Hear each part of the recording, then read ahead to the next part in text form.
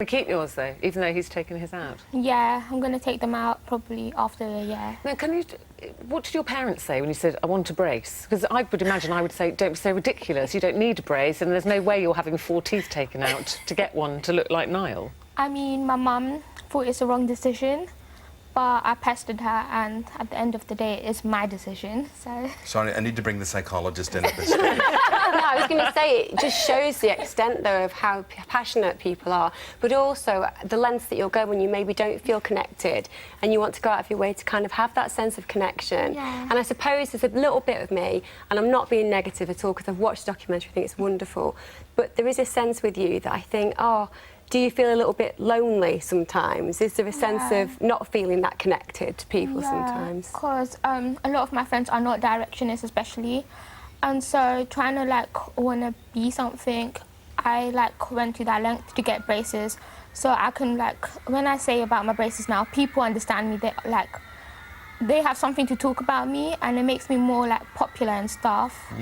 So I think, like, I'm more related to the boys. Have you had any contact with any of the boys? Have you met any of them? Because they're all on Twitter, aren't they? Yeah, I follow them on Twitter. I tweet to them, but I haven't, like, got any tweets back or any follows or anything. And is that the ultimate dream of a directioner, to get a tweet from one of the boys? No, actually, I think the ultimate dream, Ruth, would be a bit more than that, but anyway. But we were talking to Rufus Hound before the break, and we were saying, would you like to give advice? We were giving as adults advice to teenagers of things you've learned in life. Could you imagine, Pip, being in your 40s, for instance, with a few kids, looking back at this interview?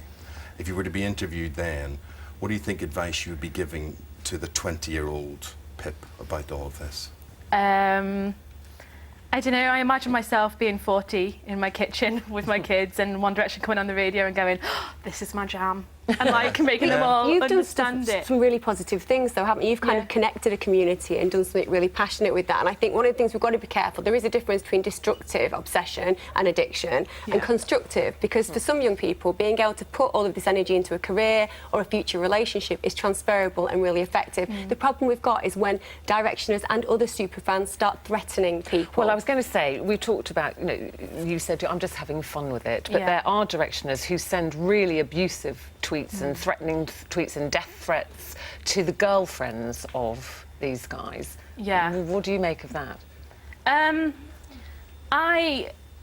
To be honest with you, like, girlfriends, obviously I'd prefer them not to have girlfriends. I mean, who don't be having any more girlfriends. That's, you know, you want it to be you, but like, you would never, for me personally, I do not condone on any level sending like death threats to girlfriends. I mean, that's just, in my opinion, that's absurd. But like, if it was me, I'd be much happier. Obviously, like, that's natural for everyone else to do and expect to happen. And have you ever sent even a vaguely nasty tweet to one of the girlfriends? No. I think it's really hard for us to understand as well, because I'm of a certain age and I lived in a totally different generation, which was Generation X, and then it went to Generation 9, now it's Generation C. Well, let's get the generation out there and hear what they're saying at the Hub with Maddie.